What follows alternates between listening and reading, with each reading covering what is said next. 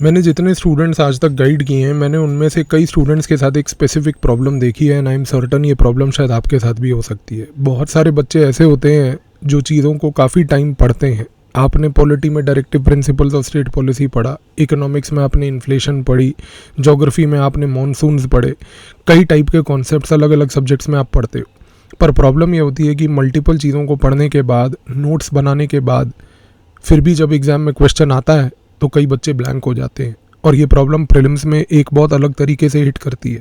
Prelims में question आता है जिसमें 3 स्टेटमेंट दिए होते हैं, उनमें से आपको 2 आते हैं और 1 नहीं आता। कई बार मेंस में ऐसा होता है कि क्वेश्चन हमने सुना होता है, हमें पता होता है उसका ब्रॉड आइडिया क्या है, पर हम लिख नहीं पाते। ये प्रॉब्लम क्यों होती है?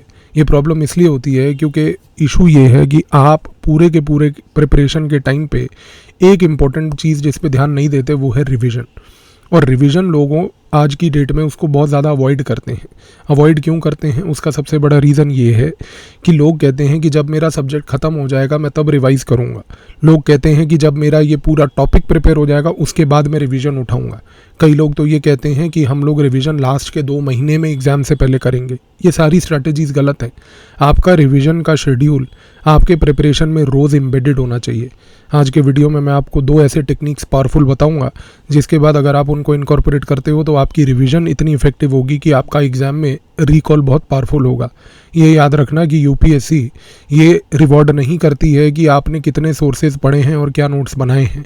यूपीएससी ये रिवॉर्ड करती है कि आपका रिकॉल एबिलिटी क्या है। तो आप अपने रिकॉल को मजबूत कैसे कर सकते हैं? सबसे पहला एक सिंपल तरीका अपनाइए।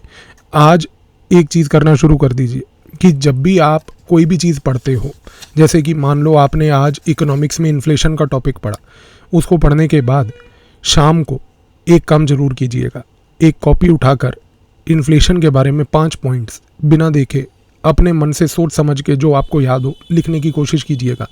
पहले दिन देखेंगे कि 2 ही पॉइंट लिख पाएंगे, तीसरे दिन 3 पॉइंट होंगे, चौथे दिन 4 पॉइंट होंगे, 5वें दिन 5 पॉइंट होंगे, छठे दिन 10 पॉइंट होंगे। उसका रीज़न क्या है? क्योंकि जब आप अपने ब्रेन को ट्रेन करते हो डिलिबरेटली इस पर्टिकुलर मेथड से कि हमें रिकॉल एबिलिटी बढ़ानी है, जब आप पढ़ने के समय अपने माइंड को प्रेशराइज करते हो कि नहीं मुझे शाम को 5 की टेक अवेज इस पॉइंट से लिखने हैं, इस चैप्टर से लिखने हैं, तो आपका ब्रेन कॉन्शियसली इम्बेड करता है इन्फॉर्मेशन को डीपली। इस चीज़ को अपना के देखिएगा। इंटरेस्ट में मैंने जितने बच्चों को यहाँ पर ये चीज़ की सजेशन दी है उनको रिकॉल में और मेमोराइजेशन में बहुत मदद मिली है, आपको भी मिलेगी। 20 जुलाई को जो आपके साथ जीएस की वर्कशॉप में ले रहा हूँ उसमें इस प्रकार के आपको एक वीकली रिचुअल में दूंगा। उस वीकली रिचुअल से आपके साथ ये होगा कि जब आप उस वीकली रिचुअल के अंदर एक चेकलिस्ट को टिक कर लोगे, आप देखोगे कि आपकी प्रिपरेशन में कितनी ज़्यादा पावर आ जाएगी, क्योंकि आप सिर्फ पढ़ नहीं रहे होगे, आप रिटेन भी कर रहे होगे। इसके बाद एक काम और कीजिएगा। सबसे बड़ी बात ये होती है which is called the 80-20 rule. 80-20 rule का मतलब ये होता है कि आप अपने पूरे प्रिपरेशन को डिज़ाइन इस प्रकार से करो, डिज़ाइन इस तरीके से करो कि आप अगर मान लीजिए 10 घंटे दिन में पढ़ रहे हो तो बाय डिफ़ॉल्ट फोर्सेबली कल से इस टेक्निक को अपनाना शुरू कर दो कि हम सिर्फ 10 घंटे अगर पढ़ेंगे तो मैंडेटरली पढ़ाई उसमें 8 घंटे की होगी, रिवीजन 2 घंटे की होगी।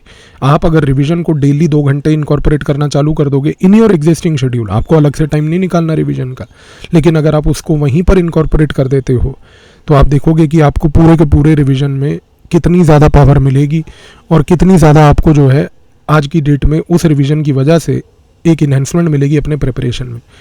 इसी तरीके के और टेक्निक्स मैं आपके साथ 20 जुलाई को जीएस वर्कशॉप में डिस्कस करूंगा। उस जीएस वर्कशॉप में मैं आपको बताऊंगा कि नॉट ओनली रिवीजन के क्या अलग अलग मेथड्स होते हैं, बल्कि आपको एक पूरा ब्लूप्रिंट दूंगा कि जिस प्रकार से आप उन रिवीजन मेथड्स को अपनी प्रिपरेशन में अपना पाओ और अपनाने के बाद उन रिवीजन मेथड्स के थ्रू अपनी रिवीजन को एक अच्छे इफेक्टिव तरीके से ड्राइव कर पाओ। मिलते हैं 20 जुलाई को जीएस की वर्कशॉप में। अगर आपने रजिस्टर अभी तक नहीं किया है तो कुछ चंद सीटें बची हैं, रजिस्टर कीजिए, लिंक डिस्क्रिप्शन में है।